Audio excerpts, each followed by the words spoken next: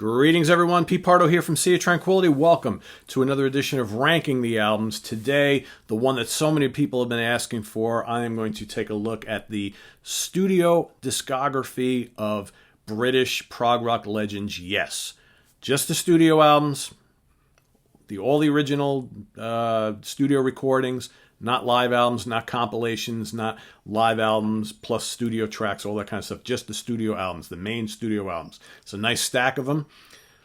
Some I absolutely adore. Okay, others, maybe not so much, right? It's definitely a catalog filled with winners and a couple losers, in my opinion. The stuff that's great is stupendous. I just realized I had it upside down. I had to flip everything over. The albums that I don't like, there's a few at the bottom of the barrel. I just have never really taken to. I've tried because I've been a fan of the band for a long time, all right? Like 30 some odd years. But the albums that I love are great. This one was actually a little bit easier to put together than I thought. Because I think for me, Yes has always been a band where I have clear favorite albums. Some around the midsection of this stack here is where, it could change on any given day. But for the most part, the top of the list, pretty set in stone. So you know how it works. I'm going to go from my least favorite all the way to my favorite. I urge all of you to do the same, okay? Because remember, the whole point of doing these shows is for us to kind of talk about, analyze, and rank, a discography, the album list from some of these bands. So there's no right or wrong answer here, right? Everybody has their own opinions. A lot of these albums kind of, hit us differently emotionally, and all that kind of stuff. So music is in the eyes and ears of the beholder. So, you may not agree with some of mine, but that's okay, right? So I'm curious to see what you guys think when it's all said and done. All right, so coming in at the bottom, an album that I didn't like when it came out, and I saw them live on this tour, and I've tried for year after year after year to get into this album, and I'm pretty certain, for me anyway, that my least favorite Yes album is Open Your Eyes. To me, there's just really nothing good about this album. I don't like it. I never liked it. It's lightweight Yes, trying to kind of catch a little lightning from their past. To me, it just doesn't work. And I don't mind like the 80s more commercial sounding Yes at all. Like the Trevor Rabin stuff. I think that they were trying to recapture some of that. It just doesn't work for me. I just don't find any of these songs really have any kind of classic Yes stamp, whether it's the 70s stuff or the 80s stuff. It's just, the songs just aren't memorable for me. They're not proggy at all. I don't know. I don't like it. All right. I don't like it. Never liked it. What are you going to do? Can't like everything, right? Next up for me, their most recent studio album, Heaven and Earth. Again, love the cover artwork here. I think this band, this should have been better. I just don't understand how it just seems so hard for the current lineup to go and crank out at least a mildly interesting, prog album at this stage of the game. Again, a couple middling, mildly interesting songs. For the most part, I just find this completely forgettable. Again, saw them live on this tour. They played a couple tracks. I caught them not long before Chris Squire passed away. It's great to kind of see them, with him before he died. But try as I might to like this album, I just can't do it. It's just kind of forgettable. This one maybe is mildly better. Fly From Here. All right, if not for the title track alone. More great cover art from Roger Dean. Half of this is fairly listenable and enjoyable. I just find that some of this more latter day Yes stuff is kind of like, America with synthesizers. It's lacking some kind of fire for me. It's just, I don't know. It's like the band, when you think about it, and it wasn't that long ago, when the band did those couple of Keys to Ascension albums, they did some studio tracks on each of those live albums that were fantastic. It's like, so you can't tell me that these guys don't have it in them, right? Maybe you just had to have that whole classic lineup together. I don't know, but it's just John Davidson is, is a fine singer, and I don't know, the band just for me had just not been able to kind of really make it happen on some of the newer stuff. I know a lot of folks are going to disagree, and that's fine. And it's not like I'm not trying to get into this stuff. I've listened to all these plenty. Another one I'm not crazy about, Magnification. All right, I don't know. This whole rock band with orchestra thing doesn't really do a lot for me. There's some decent songs on here. I'm just kind of missing that kind of like yes stamp. So I don't know. Next up, a bit better than these. Again, I'm not a huge fan of this either, but I do admit that this is better than all those, is the latter. More great Roger Dean stuff. I don't reach for this that often either, but at least for me, this has more kind of that classic Yes sound, a little bit. Next up, I'm going to go with Union. I listened to this quite a bit when this first came out. I was big into this album and this tour. Looking back on it, it's not probably not as strong as I thought it was back in the day.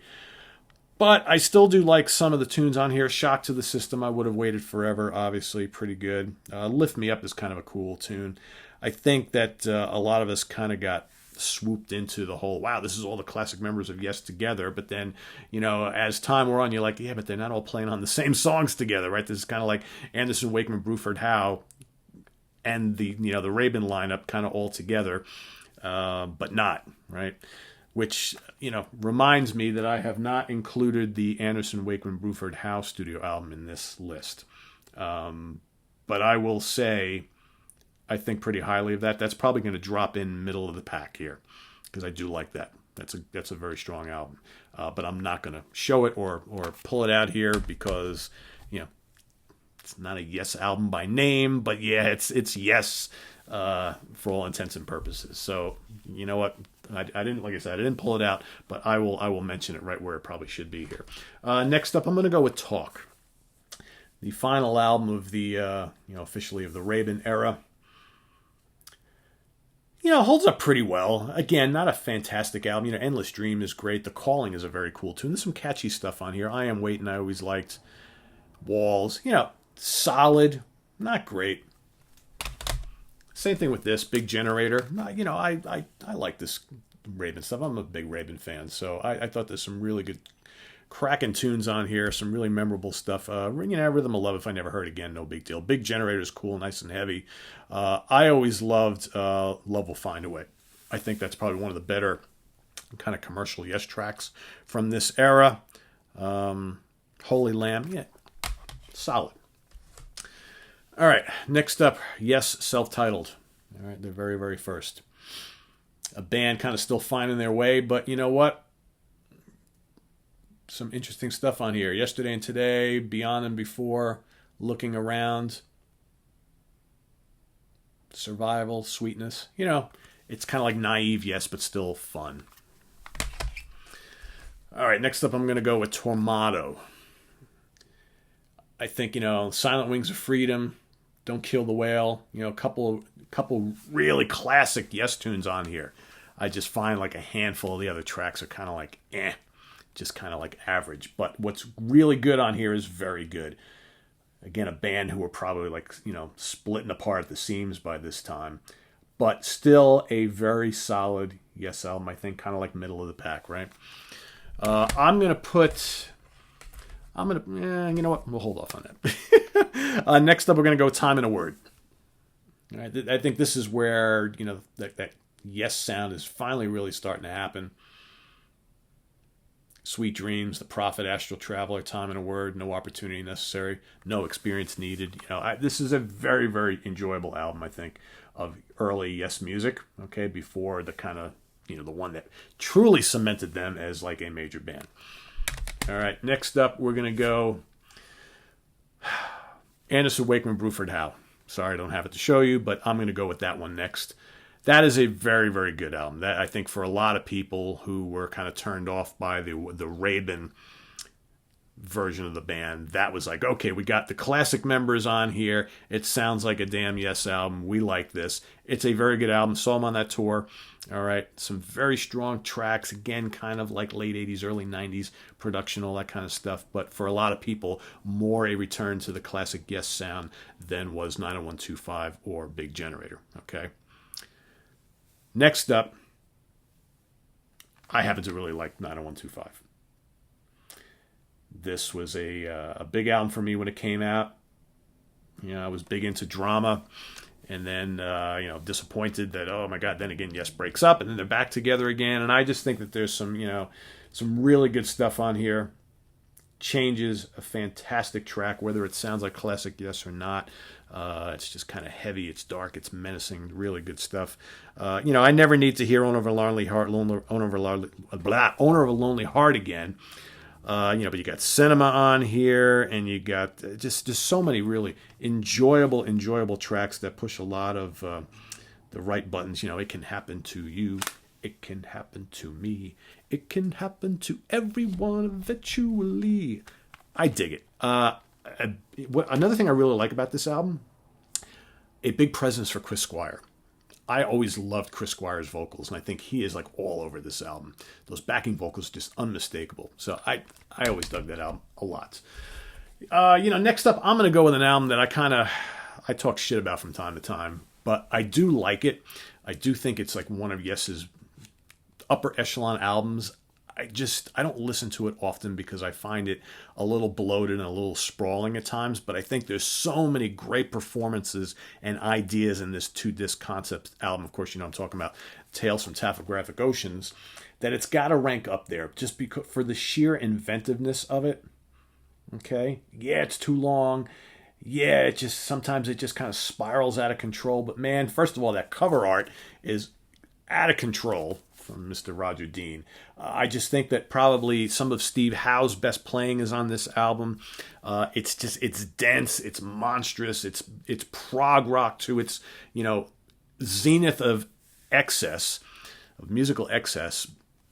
It doesn't all work for me, but you know what? I've always really appreciated this album. All right? There are some of the long pieces that work better than others. A lot of people, they go to Ritual or Revealing Science of God. It depends on what section you really like best. They all, for me, in a perfect world, if they would have kind of reduced this down to like 45 minutes, it'd probably be one of the greatest albums of all time. You heard it here first. But anyway, that comes in next. So next up, an album I love a lot. I remember buying this LP back in the day. I almost came this close to going to see them at Madison Square Garden on this tour, and I still love this album a lot. Drama. I mean, this to me is leagues better than Tormato. I like it better than 90125. It's just to me sounds like classic Yes. It's got some of my favorite like Steve Howe guitar work on it, because I think he comes up with some great riff solos and passages on here. I think at this point in the game, Trevor Horn, Jeff Downes from the Buggles just kind of fit right in. It's a classic sounding Yes song. It's got Machine Messiah, which is a killer song. Run Through the Light, awesome. Tempest Fugit, Squire is all over the place on here. I love the production. I love the artwork. I've been in love with this album since it first came out. Great stuff. So that's 1, 2, 3, 4, 5. That's number 6. Coming in at number 5, going for the 1. Any album that has Awaken on it has got to rank pretty high for me. All right, Wondrous Stories, Parallels, unbelievably underrated song. Title track is great. Turn of the Century, gorgeous. Love this album. Love it, love it, love it, love it, love it, love it. Coming in at number 4, going to go with Fragile. I can't deny its genius. It's masterful, all right? One of their best-known albums. Classic tracks on here. I think for me it just suffers a bit from being completely overplayed.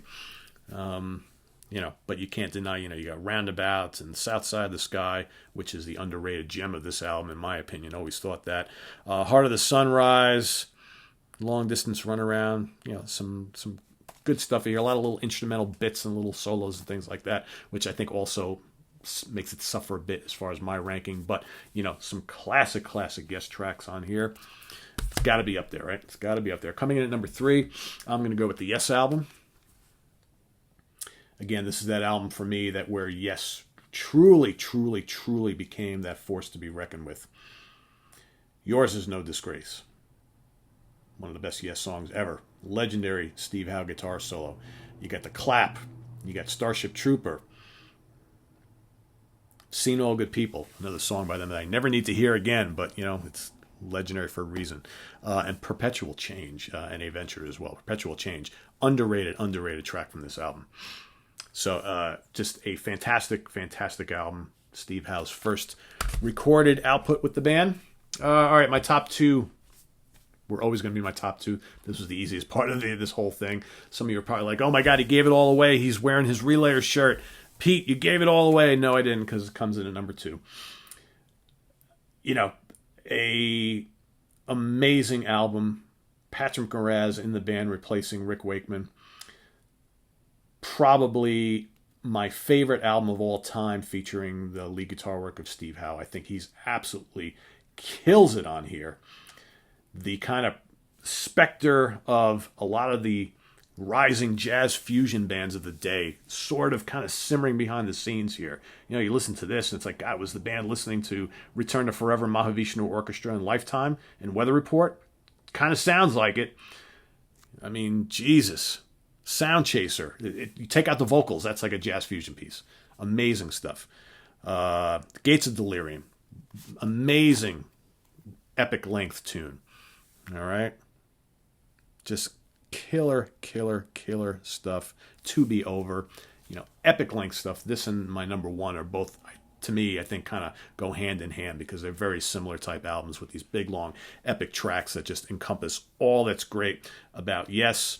You know, that wonderful end of Gates of Delirium, the Soon passage, you know, John Anderson's amazing vocals. Okay, just a killer album.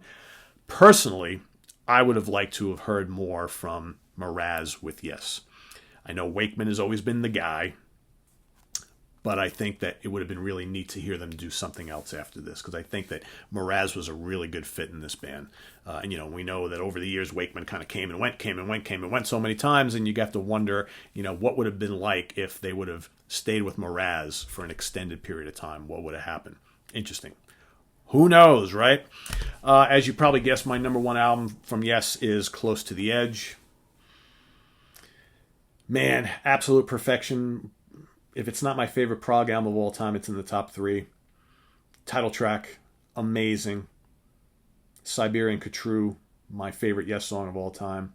And You and I, another top 10 Yes song of all time. All three tracks on this album are top 10 Yes tracks, for me anyway, of all time. It's dense, it's adventurous, it's experimental.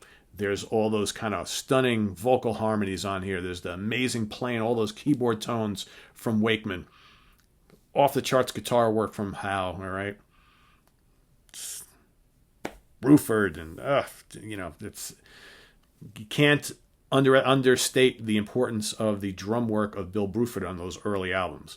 You know, Alan White did an absolutely fine job on all the stuff post this.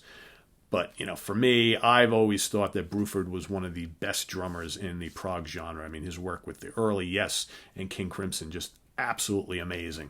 You know, guy coming from more of a jazz background, just really interjecting some really cool stuff. It's amazing to think that he felt kind of like, you know, stymied a bit in Yes and needed to kind of branch out a little bit more. After doing stuff like this in Fragile, I'm like, how can you feel stymied, right? Granted, the stuff that King Crimson was doing when he joined, you know, even takes this to another level. But I can't imagine anybody getting bored with doing stuff like this. But hey, whatever. As the history turns out, everything worked out for the best for both bands. But this is my favorite Yes album of all time. Like I said, you guys may disagree, and that's fine, because I think the purpose of this exercise is for everybody to kind of give some thought to the Yes catalog and how would you rank the albums? Which are your favorites and why, right? So put them in the comments and feedback below. All right, let's do a recap. All right, I'm going to work my way back. Coming in at number one for me, and I made lose track of the number here, is Close to the Edge. Number two, Relayer. Number three, the Yes album. Number four, Fragile. Number five, Going for the One. Number six, Drama. Number seven, Tales from Topographic Oceans. Number eight, 90125. Number nine, Anderson, Wakeman, Bruford, Howe. Number 10, Time and a Word. Number 11, Tormato. Number 12, Yes. Number 13, Big Generator. Number 14, Talk. Number 15, Union. Number 16, The Ladder. Number 17, Magnification. Number 18, Fly From Here. I hope I got that right. Number 19, Heaven and Earth. Coming in at the bottom, number 20, Open Your Eyes. I wish the guys in Yes opened their eyes a little bit more when they recorded that and realized that was no good.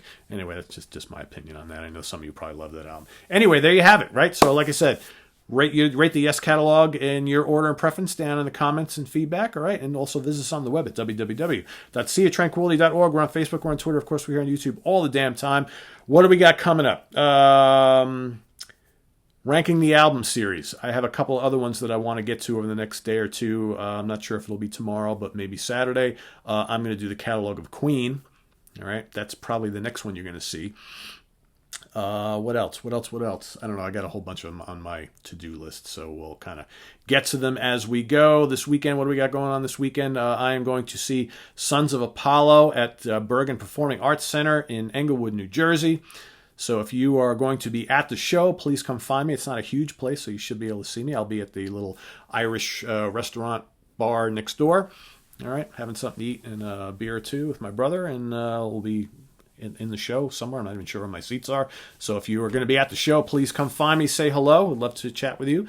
Otherwise, Sunday, probably pop a couple shows on the air. I still need to do that live broadcast. I just haven't figured out the topic yet, so we'll figure that all out in the next couple days, and we'll see what happens, all right? So stay tuned. We'll see you real soon. Take care, guys. Bye-bye.